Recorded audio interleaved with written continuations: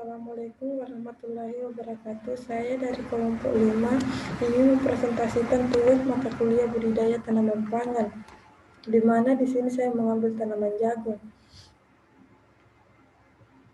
Adapun pendahuluan yang saya ambil yaitu jagung merupakan salah satu tanaman yang cukup penting bagi kehidupan manusia, khususnya di Indonesia. Hal ini dikarenakan jagung adalah komoditi tanaman pangan kedua setelah padi. Pada tahun 2015, produksi tanaman jagung di Indonesia mencapai 20,6 juta ton pipilan kering per tahun, sedangkan kebutuhan jagung sebesar 19,43 juta ton atau surplus sebesar 1,17 ton pipilan kering. Dirjen Tanaman Pangan 2015, dengan melihat peningkatan produksi jagung di Indonesia, maka pemanfaatan tanaman jagung memiliki peluang untuk dikembangkan lagi. Penggunaan tanaman jagung di Indonesia semakin meningkat karena perannya untuk bahan pangan sebagai sumber karbohidrat dan protein. Di samping itu juga berperan sebagai bahan pakan ternak, bahan baku industri dan rumah tangga. Selain itu, juga hampir seluruh bagian tanaman jagung dapat dimanfaatkan untuk berbagai macam keperluan seperti pembuatan pupuk kompos, kayu bakar, dan bahan kertas. Pengelolaan lahan terbagi menjadi 6 bagian, yaitu 1. Pembajakan lahan, pembuatan bedengan, tinggi bedengan kurang lebih 20 cm, pembuatan got keliling, pembuatan saluran drainase. Yang ke-6, tujuannya adalah agar air dapat segera tuntas. Penanaman dibagi menjadi 3, yaitu pengelolaan penanaman. Sebelum benih ditanam, sebaiknya dicampur dengan fungisida, terutama apabila diduga akan ada serangan jamur.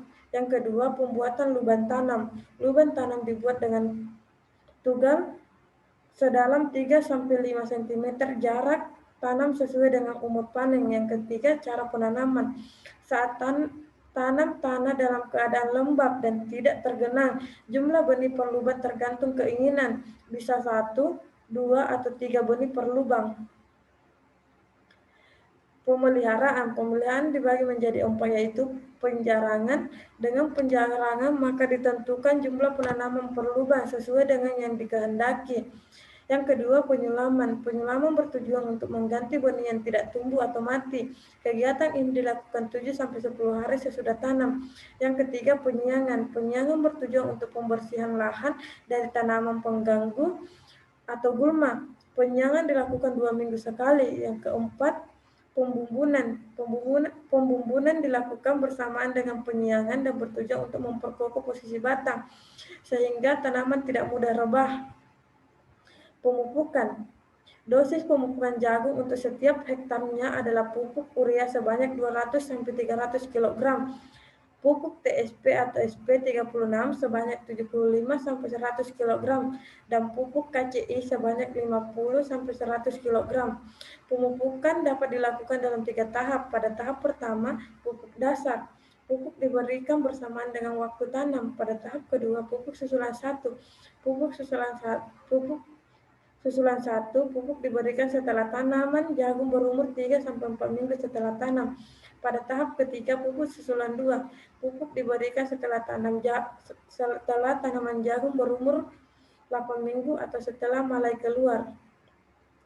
Pemberantasan hama dan penyakit. Hama untuk pemberantasan hama seperti hama ulat daun ataupun ulat gerayak, pencegahan dapat dilakukan dengan cara penyemprotan insektisida yang tepat seperti polidol atau yang lainnya dengan dosis sesuai dengan anjuran.